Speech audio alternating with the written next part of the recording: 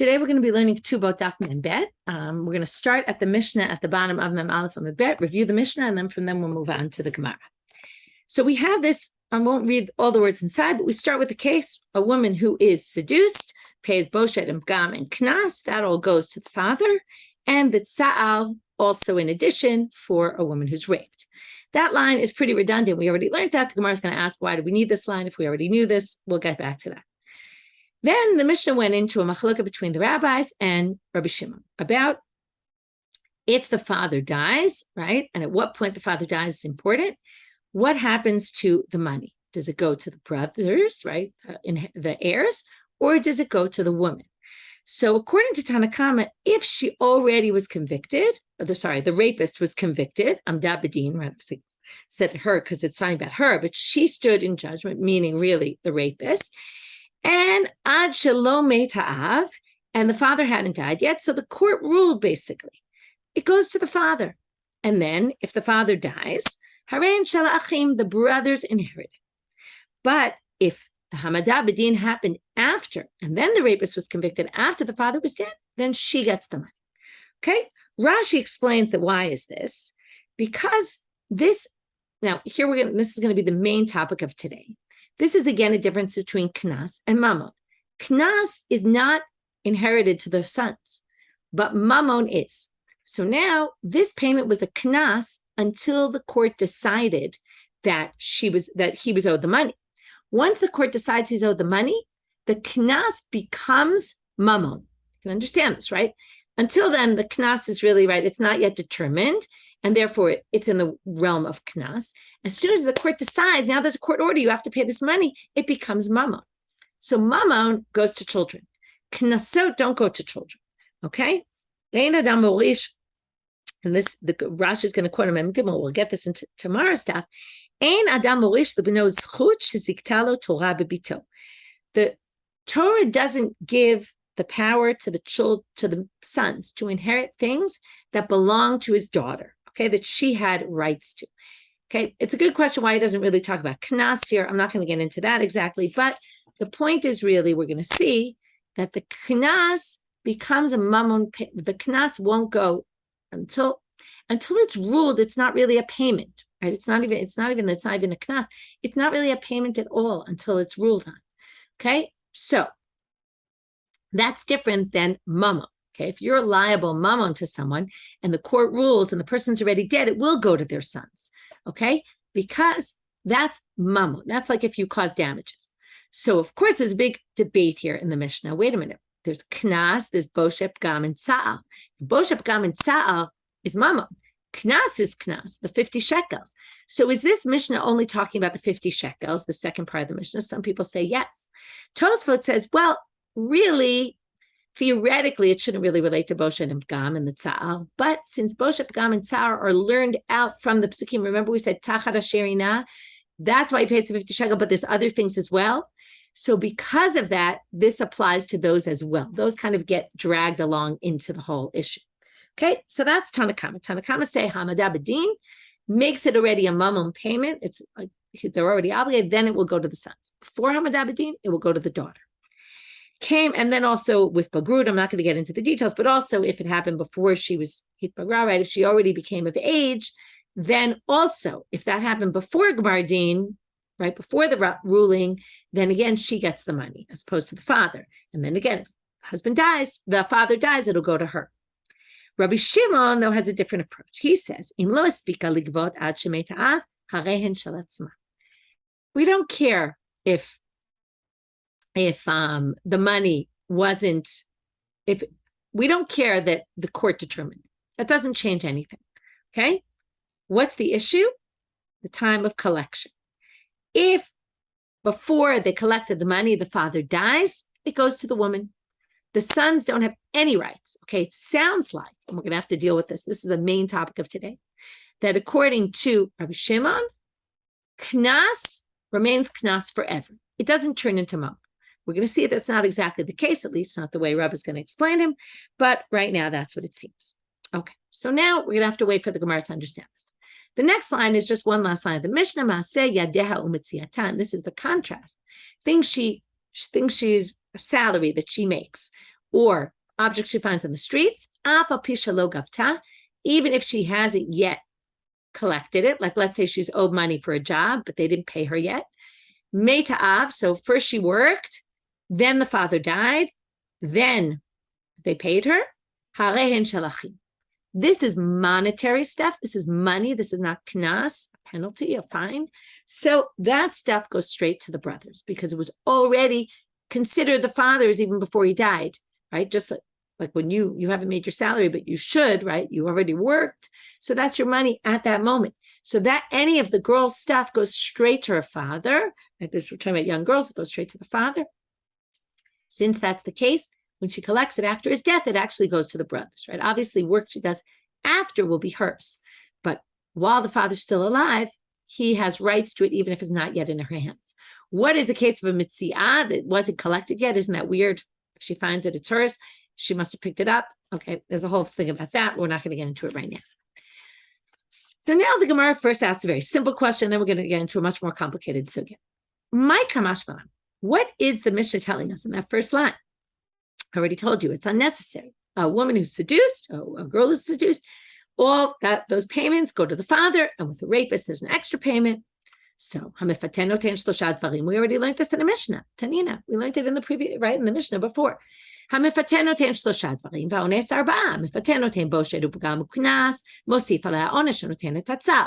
There's three things the seducer has to pay. There's four things the rapist has to pay. The seducer pays boshet, the embarrassment, the pgam, the degradation, and the knas, and one extra for the ones, the pain he caused her. So what's this line added for? Well, it's because they want to tell you that these payments go to the father, because it didn't say that in that Mishnah. To which the Gemara says, wait a minute. Lavianami pshita. It's also obvious from this Mishnah. You didn't even have to say it that, or the previous Mishnah, for example, that it goes to the father. Mitikayav mifateh, because the mifateh has to pay these payments. The seducer. Now, who's the seducer going to pay? De'ila atzmad. And the seducer is not going to pay the woman he seduced. She's not deserving of the humiliation and the degradation and the knas. She agreed to do it. So of course it doesn't go to her. So to which they say, the reason why they brought all this beginning stuff was to get to the second part of the Mishnah, which was this debate between Plukta de Rabbi Shimon and Rabbanan. Is standing up in judgment, does that change things? Or is it only the moment when you go to collect? Okay, and that's why they brought it just as an intro to get to the later part of the Mishnah. I want to point out one interesting thing here that comes up. If you hadn't thought about it, I'll point it out right now. You should have thought about it, which is, according to what we just said a minute ago, right? Why should the mefata ever get this money, right? The mefata, it's obvious the money of boshet and pgam and knas, all that don't go to the mefata because she was seduced. She went in willingly, okay? What's the problem? Our Mishnah gave cases of, it was talking about ones and pitoy. In the beginning, it even starts narash and nitpatita. And then it says, if but lo speak let's say she didn't yet get judged. And then the father dies. What happens? The money goes to her. So fascinatingly, there is a case of a seducer, a woman who's seduced, who will get the boshet pgam and knas. Because the Ritva explains it well, which is, since she was seduced and there was boshet pgam and knas that should have gone to the father. But what happened? The father died before the court ruled. Well, since the action happened when the father was alive, so there was boshet pgam and knas, so that payment goes to someone, but since the father's dead, the payment will actually go to her. So in a kind of ironic state, he even says it very well, the Ritva, panim chadashot ba'u lekam. It's like new faces. It's like a new thing, a new, it's like things shifted. It's not the way it's supposed to be originally, because in the end, the woman who's seduced actually gets money, even though she went in willingly. She's going to get money for the boshet pgam that really was the boshet pgam of her father. That's an interesting question. Whether there's other answers, like I'm sure there's other people who answer it differently. I saw the Ritva's explanation. I thought it was interesting. Okay, Tnan Hatam. Now comes in a Mishnah from Shavuot. Okay, maybe I'll even read you the pasuk first. Vayikra chapter 5, verses 21 to 22. This is going to be a big basis of our class for the rest of today. Nefesh ki techtau ma'ala ma'al ba'Hashem. So if somebody sins and does something bad, like stealing or something like that, and then he denies it. Bipikadon, either maybe they gave you something to watch and you stole it, or bitsumit yad, or begezel, or ashakat amito. Okay, all sorts of ways that you kind of do something rude to somebody else. O matzav bar, you found someone's lost item and you deny it. Vinishpa al sheker, and you swear that you didn't do this action. Okay, so what happens if you do this?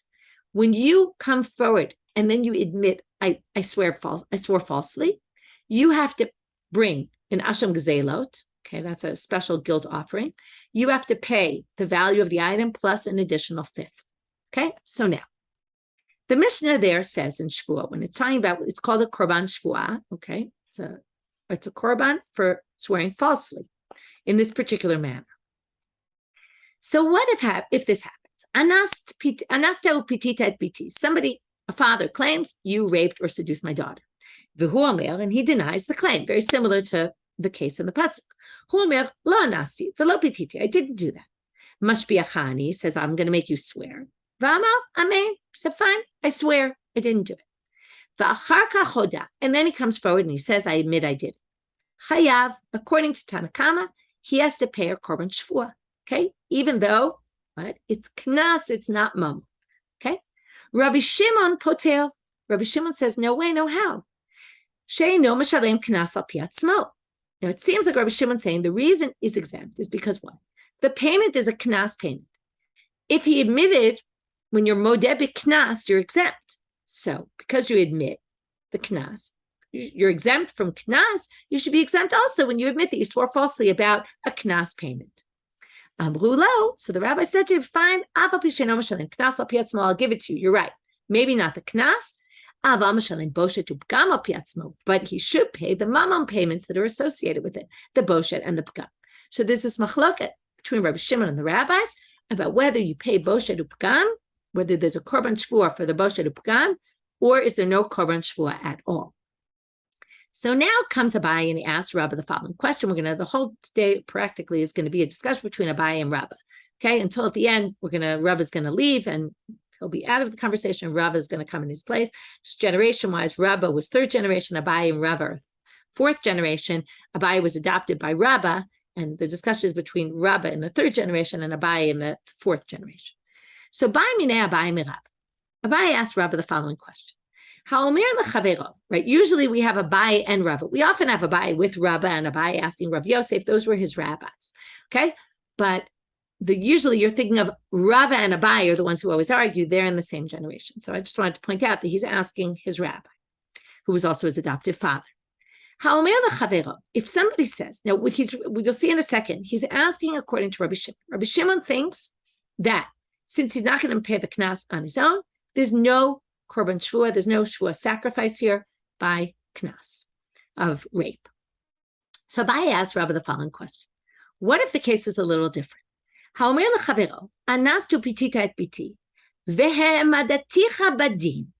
What if he says, you raped my daughter and the court ruled that you were obligated to pay me? Now, what did we say in the Mishnah? The court rules you're obligated, according to Tanakama at least, right? The knas becomes a mammon payment, and then it goes to the son. According to Rabbi Shimon, right, he said, no, not until it's collected. But let's try to ignore Rabbi Shimon in the Mishnah soon, because soon Rabbi Shimon in the Mishnah is going to create problems to Rabba's theory here. So let's put Rabbi Shimon aside right now. So he says, you raped my daughter and you were convicted in court. And now you have to pay me money. I didn't rape, I didn't seduce, right? It's either or. And you didn't take me to court, you're lying. I don't know you anything. And he swears to that. Okay, but then he admits, you know what? I was lying. Okay, you really did. I really was convicted in court. So now, Rabbi Shimon, according to Rabbi Shimon, would he say, now again, he's not relating to Rabbi Shimon in our Mishnah. He's relating to Rabbi Shimon in the Mishnah in Shvuah, not our Mishnah. The Mishnah in Shvuah that we just quoted. The Mishnah in Shvuah said he wouldn't be Mishalem the Knas al Piatzmo. Now, in this case, there is no al Piatzmo. He was convicted in court. And the Knas could theoretically turn into, we call it Mammon. In which case, if it's Mammon, then there is a Korban Shvuah. So he says, Here are the two sides. Since he was convicted in court, now the knas payment turns into a mammon payment. Okay? And then it would be in the realm of korban shvuah. Or do we say no? Maybe Rabbi Shimon holds that even once the court convicts you, it's still in the realm of knas. So Amarle, what does he answer, Rabba? Well, you probably wouldn't have thought he was going to say Rabbi Shimon says. That's what he says, because you wouldn't have thought it, because our Mishnah seems to indicate not the case, and we'll get back to our Mishnah soon. He says it's mamona, and you're liable a korban shvuah, okay? Because there was already a conviction in court that changes the nature of the knas payment. Again, remember, Rabbi Shimon used the language, now this wouldn't be a case of al piatzmo because the court had already ruled. So but Abai doesn't like Rabbi's answer. He says, but wait, I have a source that seems to contradict a Braita where Rabbi Shimon appears, where he seems to be saying, there's no korban shvuah in this case. Rabbi Shimon omer, Yachol omer lechavero anastu pitita et biti, v'hu omer lo anasti v'lo pititi. Okay, here we have the case. Now, it's not Gemar Din, but we're going to basically prove in a minute that it is Gemar Din. Okay, Abai is going to try to prove this is when he was convicted. Okay, so if somebody says, you raped or seduced my daughter, and he says, no, I didn't, or another case of knas, right? Your ox killed my slave. Remember, that's when you're liable of 30 shekels. And he said, what are you talking about? No way. Oh, shamar lo avdo. The slave comes and says, he paltat shinai, you knocked my tooth out. Or you knocked my eye out. In which case, the evid's supposed to go free. And he says, no, I didn't. Vinishba. And on all these claims, let's say, right, each one separately, he swore, Vehoda, and then he admits, I lied. Yachol yehe chayav, you might have thought he'd have to bring a korban shvuah and pay the value of the item and the chomesh, right, whatever it is. Talmud lomar, v'chichesh ba'amito. He says, no, you don't. As it says, v'chichesh ba'amito b'pikadonu b'tzumiyado b'gezelo ashakat amito matzav v'da v'chichesh ba'vinishpal sheker. That's the verse I read you before. With all the cases where you bring a korban shvuah. Notice all those things. Ma'elu miyuchadim shehem mamon. These are all financial payments. None of them are penalties, knasot. Af kol shehem mamon. From there you learn, from that pasuk, specifically this law is only in mamon. Yatsu elu shem knas. Anything that's knas payment is on the outs. No korban shvuah. Turning now to Amabed. So now Abai says, my lav b'shama b'din. I think that this is talking about even if you were judged and ruled on these things. In other words, again, the case would be, he says, you raped my daughter and you were convicted in court. And he said, no. Now, why does he say this? We'll see in a minute. To which Rabbi answers, lo, b'shalom abedin. No, he wasn't convicted. So Abai says, can't be, because Hami Dereisha, the first part of that Braita says, b'sha'am abedin, and therefore, seifanami b'sha'am abedin. Okay, he says, basically, if you look at the first part of that Braita, the first part's talking about when you were convicted in court. Therefore, the second part must be as well. Okay, well, now we need to see the first part. Dikatani Reisha, it says in the Reisha. Now, remember, in the middle, in the Seifa, the part we read, Rabbi Shimon comes in and basically gives his opinion that there's no korban shvuah for rape and all those cases where there's knas. But the first part seems to be someone else's opinion.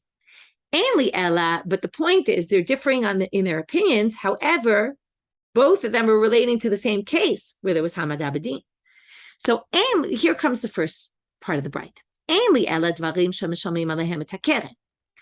We only have, when it comes to this shvuata, right, korban shvuah, a korban for swearing falsely, that's only things that mishalmim alehem et hakeren, where you pay the value of what you did, right, meaning not a knas.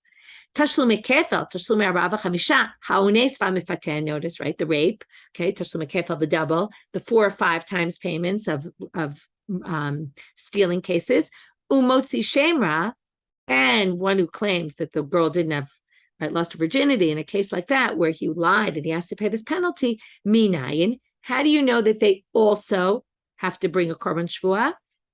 Talmud lomar, uma alama al riba. Because the pasuk started with ma'alamal, it includes all sorts of other cases, and all those cases are included.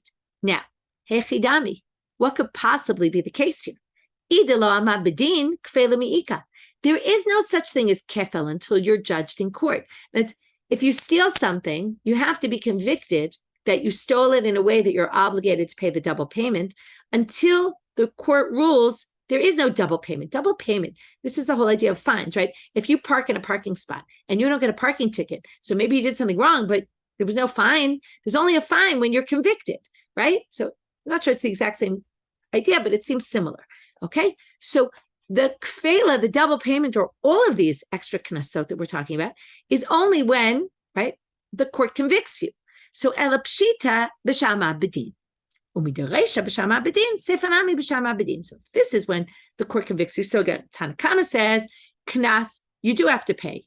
You do have to bring a korban shvua and pay the value of whatever you were supposed to pay that you denied, plus a fifth. Okay. Rabbi Shimon says, no, even if ne'emah b'din. Now that goes against what Rabbi said. Because what did Rabbi say? Mamona have, right? This knas payment turns into mamon when you have hamad abedin, umechayev alei korban shvua, and you are obligated to korban shvua. And this Braita seems to be saying not that way. So Amrle, Rabbi answers, and he answers in a kind of interesting way. He says, I could have answered one way, but I didn't because I don't think it's convincing enough, but I will give you a different answer.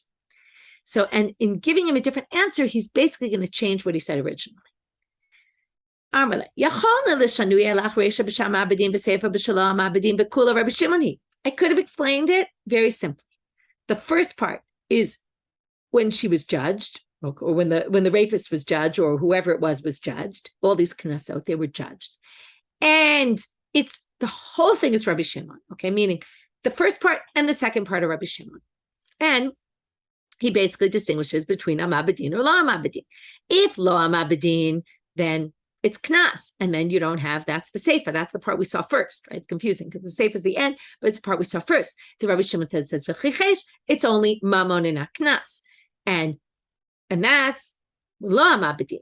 Once you're amabedin, it becomes mamon, and then there is a korban shvua, and that's the reisha part. But why didn't I do this? Well, shinu dechika lo mashanin alach. It's a bit of a stretch to say that. Why?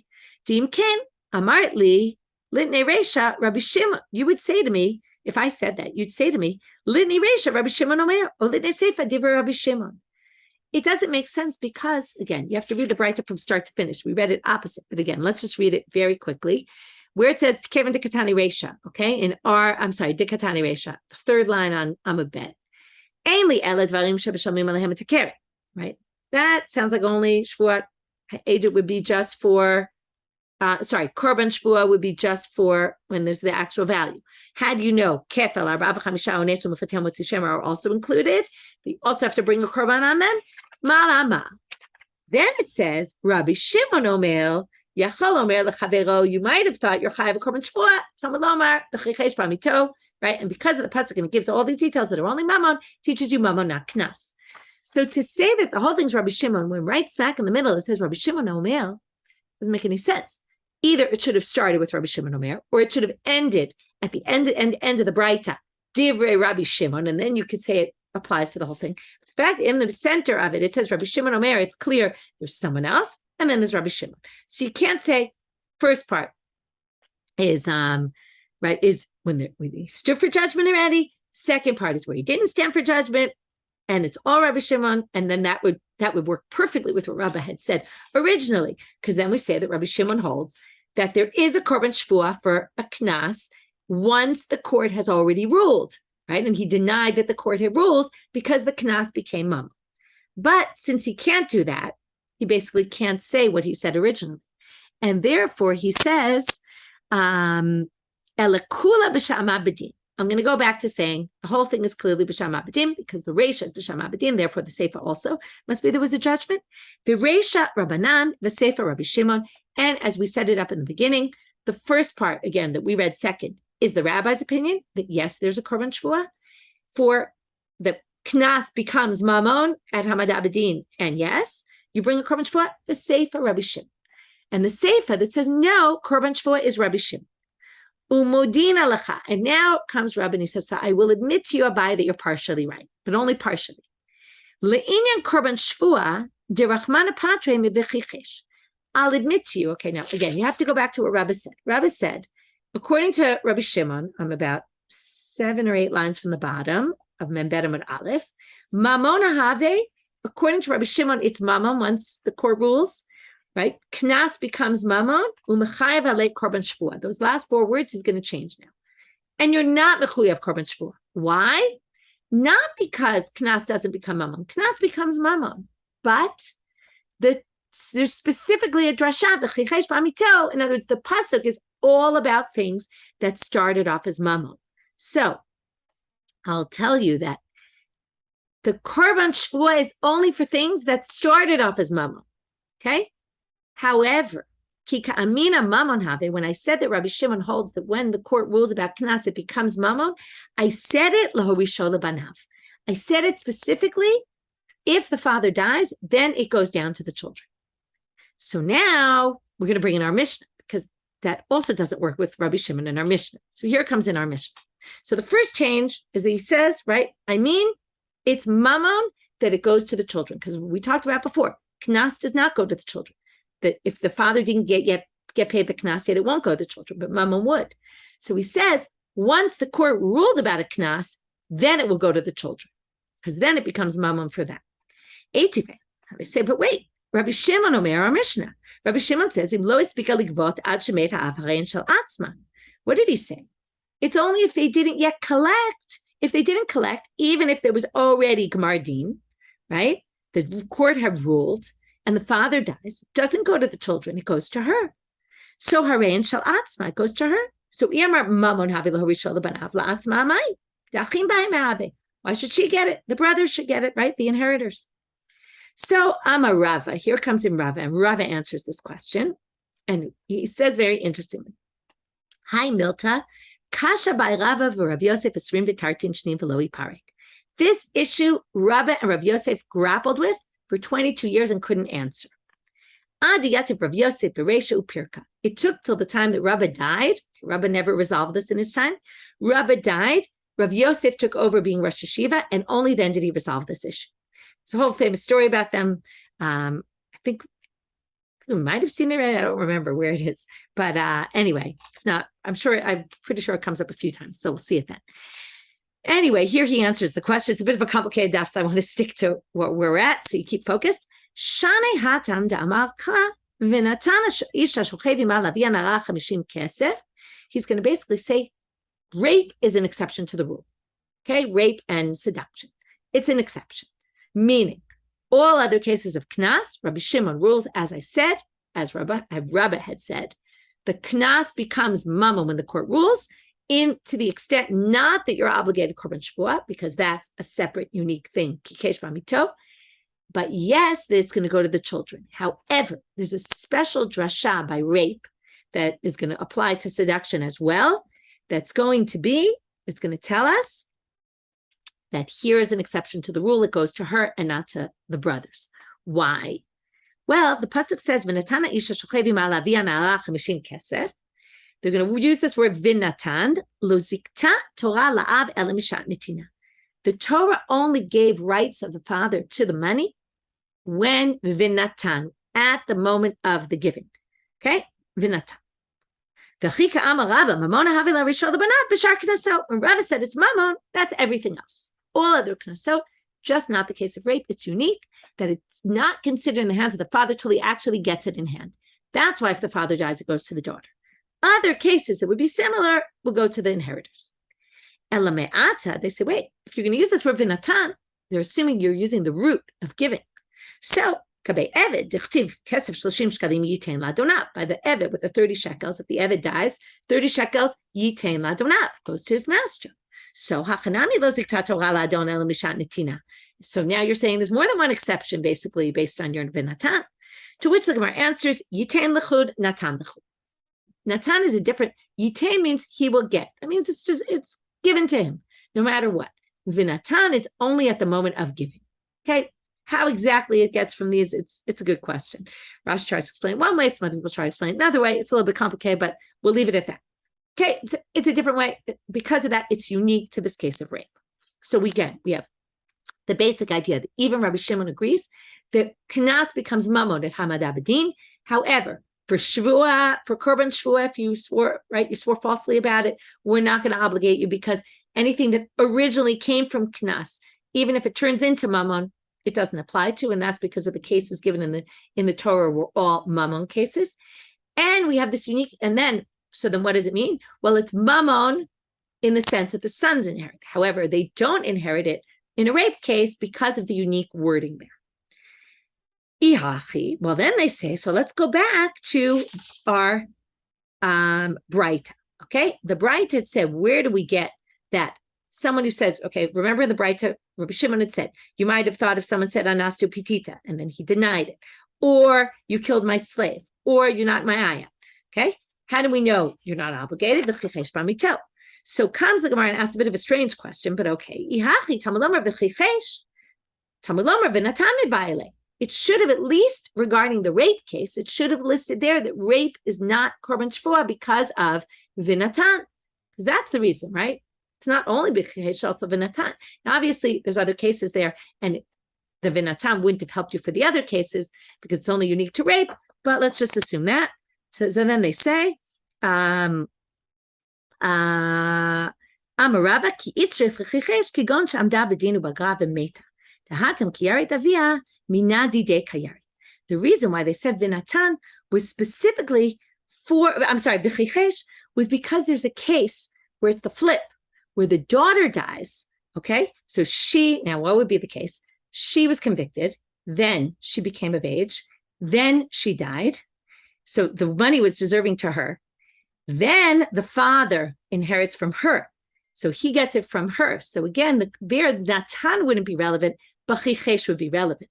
Okay, so there you'd have it would be a rape case, but a rape case where it would have to do with, is it mammon or not, and is there a korban shvuah? And there it won't have a korban shvuah because of the chichesh. It won't not have a korban shvuah because of vinatan, because vinatan is connected to havia na'ara. Here the money was supposed to go to her, and it's a question of does her father inherit her money? So that's why they didn't say that. You could have answered otherwise, which is it wouldn't relate to the other cases. But anyway, ihachi. So another question. Yatsu elu shem knas mamonu. The language doesn't work. It says all things that are mammon. Yatsu elu shem knas. Now, according to Rabbi Shimon, we just said knas means mammon. So right after Hamad Abedin. So it should have said, right? So why did it say Yatsu Elu Shem Knas? They're Mammon. So I'm Rav Nachman bar Yitzchak, Yatsu Elu She'ikaran Knas. What it meant is it takes out all the cases that were based in Knas, that started in Knas, even if they became Mammon. Okay, that's easy, that we knew. Eitive. One more question. Rabbi Shimon Poter She'eno Mishalem Knas Al Piatzmo. That was in the first mission we saw from Shvuah. Okay, Anastu Pititi, you raped my daughter. He said, no, I didn't. He says, swear. He swears. Chayav, Rabbi Shimon exempts because Eino Mishalem Knas Al Piatzmo, because it was all based on his admission, and we don't pay Knas based on your admission. Well, also that language seems strange. Tama de lo amad bedin. Sounds like the reason is because he wasn't convicted yet. Ha'amad bedin, de Mishalem Al Piatzmo, korban shvuah nami mechayet. It sounds like, though, it was all based on his own admission, and the court had convicted him. It sounds like if the court had convicted him, then he would have to pay, right? And then he would also be chayav a korban shvuah, because the whole reason he didn't have to bring the korban shvuah was because he wouldn't have had to pay in any case because it was modeh b'knas patur. So it doesn't sound like the Rabbi Shimon that we saw. We just saw the Rabbi Shimon's going to say no matter what, you don't pay the korban shvuah because of chichesh b'mito. So why didn't he say that in the Mishnah then, if this is what we've established the Rabbi Shimon holds? So we're going to answer that in that Mishnah, Rabbi Shimon l'divrei de Rabbanan kamar lehu. He was talking to the rabbis according to their opinion. What he was saying is this: L'didi, I think I think that even though he was convicted, the Torah exempted from the words v'chichesh. So I have a different reason. But l'didchu, but according to you, oduli mihad, at least admit to me that at least admit to me that if they hadn't yet been, there wasn't Hamad Abedin, right? They hadn't been convicted, the rapist. Then when he demands it, at least admit to me that it's knasa katava, umod b'knas patur. He'll be exempt, in which case there's no korban shvuah. So even though you will say there's a korban shvuah in a case where there was Hamad Abedin, because Hamad Abedin, knas becomes mammon, but at least admit to me that if there was no Hamad Abedin, then he would be exempt from a korban shvuah and modeh b'knas patur. Okay, so even though you think generally there is a korban shvua, but that would only be hamad abedin, at least admit to me that when there's no hamad abedin, when there haven't been convicted, it's really in the realm of knas only. Mod b'knas patur, so if he was modedi, he swore falsely about the knas, he should also be exempt. So, because remember, there's no witnesses in any of these cases. Okay, we're going to see what the rabbis hold. We'll continue on with this and finish this up tomorrow.